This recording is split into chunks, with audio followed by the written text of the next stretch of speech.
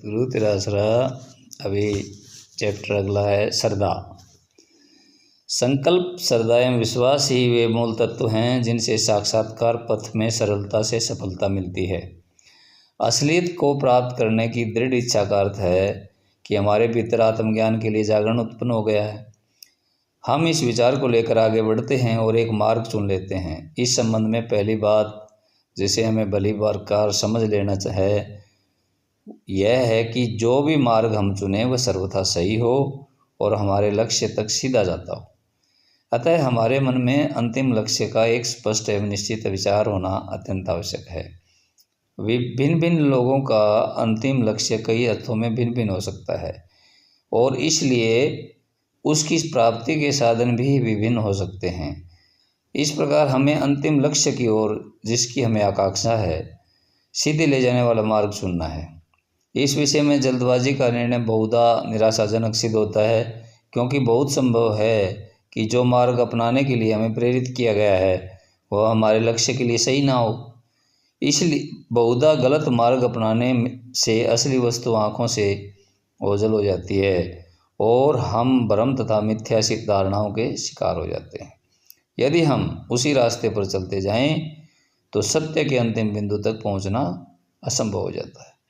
यह बहुधा तब होता है जब हमें अभाग्यवश दोषपूर्ण निर्देशन एवं गलत प्रशिक्षण मिलता है। अतः यह प्रारंभ में ही अत्यंत आवश्यक है कि हम सभी उपायों द्वारा इस बात का भरसक प्रयत्न करें कि साक्षात्कार के लिए जो भी मार्ग हम अपनाएं वह वास्तव में सही हो। कोई मार्ग इसलिए नहीं अपना लेना चाहिए कि वह सबसे पुराना है, क्योंकि बदलते हुए संसार एवं समाज के लिए सर्वथा असंगत हो सकता है। कोई मार्ग इसलिए भी नहीं अपनाना चाहिए कि बहुसंख्यक लोग इसे मानते चले आए हैं, क्योंकि आवश्यक नहीं कि बहुमत सर्वदा सही हो। बहुमत अधिकतर कुछ थोड़े से चुने हुए व्यक्तियों की राय द्वारा संचालित होता है, जो स्वयं संभवतः भ्रमित किए गए हो सकते हैं। अपने सभी संभव साधनों द्वारा किसी वस्तु के गुणों की परख करने के लिए हमें पूर्णतया सावधान होना चाहिए। अनुभव एवं तर्क की सहायता से उचित विचार एवं परीक्षण किए बिना हमें जल्दी में कभी निर्णय नहीं लेना चाहिए। अंत में जब हम उसके गुणों से संतुष्ट हो जाएं तो हमें श्रद्धा एवं दृढ़ता के साथ उसमें लगे रहना चाहिए। इस प्रकार से की गई श्रद्धा वास्तविक एवं स्थायी होगी। वस्तुतः किसी मोहक सांसारिक उपलब्धि के प्रदर्शन तथा बाह्य रंग रूपों के आकर्षणों के प्रलोभन द्वारा उत्पन्न श्रद्धा नहीं, प्रलोभन मात्र है। इसका कोई दृढ़ आधार नहीं होता और थोड़ी सी विपरीत परिस्थितियां उत्पन्न होते इसका तिरोधान हो जाता है। भौतिक रूप की ठोस मूर्तियों की स्थूल ढंग से पूजा करने तथा आकारों, प्रतीकों एवं कर्मकांडों से अंधश्रद्धापूर्वक चिपके रहने से वास्तविक श्रद्धा उत्पन्न नहीं होती। यह तो विशुद्ध भौतिकता है। जो इसका अनुसरण करते हैं उनके हृदय में सच्ची श्रद्धा के बजाय पक्षपात उत्पन्न होता है और लोग उन्हें जो जैसा समझा दें बिना तर्क एवं बुद्धि लगाए अंधों की तरह मानने लग जाते हैं। वे किसी अन्य उपाय पर थोड़ा विचार तक करने को तैयार नहीं होते। कुछ ऐसे भी लोग होते हैं जो सत्य तक पहुंचाने वाले किन्हीं दूसरे सीधे रास्तों की प्रभाव उत्पादकता तो मानते हैं, स्वीकार करते हैं, फिर भी उन्हें अपनाने के लिए तैयार नहीं हैं, क्योंकि उनके कथनानुसार जिस रास्ते को वे अपना चुके हैं उसे वे छोड़ नहीं सकते।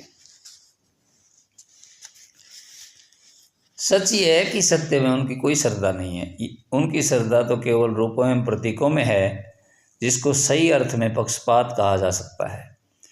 इसका अर्थ यह हुआ कि उनका दृष्टिकोण सीमित है और वे असलियत की खोज के लिए ऊंचे उठना नहीं चाहते। उनके भाग्य पर ताला लग गया है और वे उसे संकुचित घेरे में हमेशा के लिए पड़े रहते हैं। वास्तव में जो हमें ऊंचा उठने से रोक कर नीचे रखती है उसको श्रद्धा नहीं कहा जा सकता।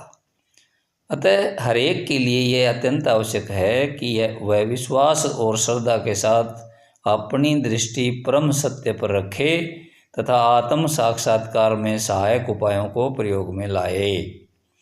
ऐसा करने पर ही हम उस अंतिम बिंदु तक चलते जाते हैं जहाँ हमें अपना वही शुद्ध रूप प्राप्त हो जाता है जो सृष्टि के आदि में था।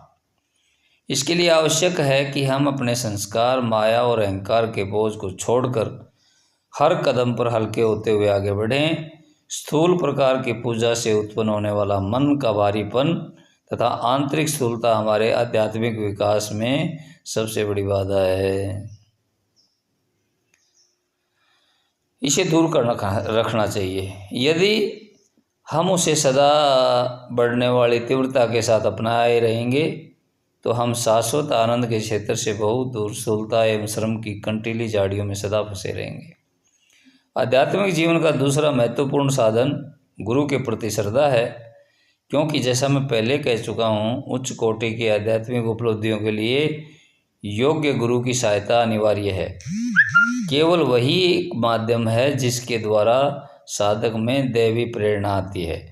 इसलिए यह अत्यंत आवश्यक है कि जो पथ प्रदर्शक हम चुनें वह उच्चतम योग्यता वाला तथा उच्च व्यवहारिक उपलब्धियों वाला हो।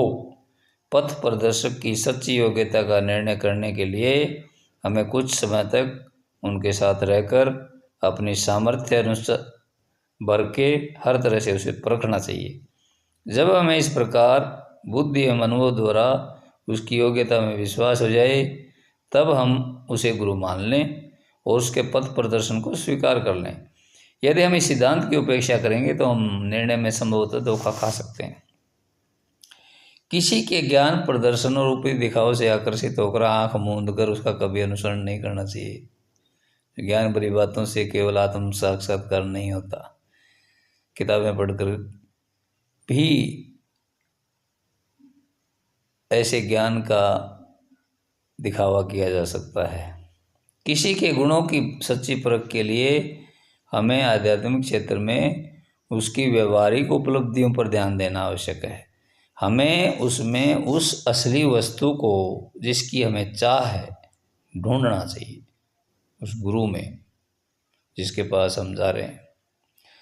जब हम इस प्रकार संतुष्ट हो जाते हैं तो स्वभावतः उसके लिए एक आंतरिक आकर्षण का अनुभव करने लगते हैं और केवल उसे ही अपना भाग्य विधाता मानने लगते हैं। यह भावना धीरे धीरे श्रद्धा में विकसित होती है और हम उससे प्रेम करने लगते हैं। हम उसके व्यक्तित्व के प्रति उचित आदर भाव रखते हुए उसके विचारों को स्वीकार करते हैं और उसके पथ प्रदर्शन में आगे बढ़ते हैं। इस अध्यात्म यात्रा में होने वाली उपलब्धियों का हमें जैसे जैसे अनुभव होता जाता है, वैसे ही वैसे अपने गुरु की असाधारण क्षमता के हम और भी कायल होते जाते हैं और उसे एक अलौकिक प्राणी के रूप में देखने लगते हैं। अब हमारी श्रद्धा हमारे आध्यात्मिक विकास में अत्यंत सहायक होती है। यह शंकाओं के बादलों तथा अनिश्चितता को दूर करती है और सारी कठिनाइयों और बाधाओं को हमारे मार्ग से हटाती रहती है। वास्तव में श्रद्धा आध्यात्मिक के महल की नींव है। सत्य में श्रद्धा, साक्षात्कार के लिए अपनाएगी उचित मार्ग में श्रद्धा, उस योग्य गुरु में श्रद्धा जिसकी शरण में हम गए हैं, वह चट्टान है जिस पर हमें आध्यात्मिकता का महल बनाना चाहिए। यदि हम वास्तव में सफलता प्राप्त करना चाहते हैं, इसके द्वारा हम में एक ऐसी आंतरिक शक्ति आ जाएगी जो उन दोषों को पूरी तरह नष्ट करने में समर्थ होगी जिनसे हम घिरे हुए हैं। यह हमें जब आवश्यकता होगी शुद्ध दैवी प्रेरणा प्राप्त कराने में सहायक होगी। कुछ लोग श्रद्धा का बड़ा भ्रामक अर्थ लेते हैं। उनका विश्वास है कि केवल श्रद्धा ही जीवन की सारी समस्याओं को सुलझाने के लिए काफ़ी है, चाहे वे कोई भी मार्ग क्यों न अपनाएं अथवा किसी भी और कैसे भी पथ प्रदर्शक की शरण में क्यों न हो। इस निरर्थक धारणा से बढ़कर भ्रामक कदाचित और कुछ नहीं हो सकता। क्या किसी व्यक्ति के लिए कलकत्ता पहुंचना कभी संभव हो सकता है यदि वह बिल्कुल उल्टी दिशा में चल पड़े? क्या कभी कोई स्वार्थी पाखंडी के निर्देशन में निस्वार्थी संत बन सकता है? क्या कभी कोई मनुष्य सांसारिक वस्तुओं में आसक्ति रखने वाले तथा अपने अभ्युदय की भावना से प्रेरित किसी एक दम्भी पाखंडी का अनुसरण करने से अपने को मोह, पक्षपात तथा अभिमान के बंधनों से मुक्त कर सकता है? हमें किसी वस्तु की ऊपरी चमक दमक मात्र से भ्रमित नहीं होना चाहिए, अपितु असलियत की खोज के लिए उसकी गहराई में जाना चाहिए। ज्ञान के बाह्य प्रदर्शन, व्यक्तित्व, कला अथवा शक्ति पर आधारित प्रेरणा अंधश्रद्धा बढ़ाती है, जिसका परिणाम विनाशकारी होता है। एक विवेकवान व्यक्ति उन झूठे दिखावों के बुलावे में कभी नहीं आएगा जिनका आध्यात्मिक क्षेत्र में कोई महत्व नहीं है। अंधश्रद्धा निसंदेह तभी लाभदायक होती है जब हमारा चुना हुआ मार्ग भाग्यवश सही हो तथा हमने जिसको पथ प्रदर्शक चुना है, सतगुरु चुना है, वह भी उच्चतम क्षमता वाला सचमुच ठीक व्यक्ति हो जो अभिमान एवं आसक्ति की सभी भावनाओं से रहित हो। ऐसे गुरु में हमारी अटूट श्रद्धा हमें आध्यात्मिक उन्नति की चरम सीमा तक पहुंचा देगी, क्योंकि तब हम असलियत से जुड़े रहेंगे। श्रद्धा सच्चे अर्थों में मृत्यु को अमृत से जोड़ने वाली एक सजीव कड़ी है। मृत्युर मां अमृतम गमे, यह निश्चय ही उस मालिक के माध्यम से होती है जो स्वयं उस अमृत से जुड़ा हुआ है। एक बार जुड़ जाने पर यह कड़ी कभी नहीं तोड़ी जा सकती और यात्रा के अंतिम बिंदु पर पहुंचने तक हमेशा बनी रहती है। यह योग के तीसरे साधन की 6 संपत्तियों में से एक है। इस अवस्था में श्रद्धा सच्ची और शुद्ध होती है तथा इतनी सुदृढ़ता से स्थापित हो जाती है कि मनुष्य एक क्षण के लिए भी इससे अलग नहीं हो सकता, पर इसके कारण उसकी समझ से परे है। इस अवस्था के पहले श्रद्धा वास्तव में कृत्रिम होती है और कई बार विभिन्न कारणों से बनती है, विलुप्त होती है, पुनः आ जाती है। एक योग्य गुरु इस पर कभी निर्भर नहीं रहता कि शिष्य में उत्पन्न होने वाले प्रेम एवं भक्ति के उत्कट भावावेशों को चुपचाप निभाते हुए शांतिपूर्वक उस समय की प्रतीक्षा करता है जब शिष्य श्रद्धा की उस अंतिम दशा पर पहुंच जाएगा जिसका वर्णन योग के साधन चतुष्टय में किया गया है। यहाँ आकर सच्ची श्रद्धा आत्मसमर्पण का रूप धारण कर लेती है। सच्ची श्रद्धा वास्तव में एक अव्यक्त गुण है जो धर्म की सीमाओं से परे है। यह वह अदम्य साहस है जो हमें सफलता की ओर ले जाता है। यह वह सर्वव्यापक शक्ति है जो हमारा मार्ग प्रशस्त करती है। यह वास्तव में एकमात्र वस्तु है जो हमारे जीवन की समस्या का समाधान करती है। धन धन सतगुरु तेरा ही आसरा।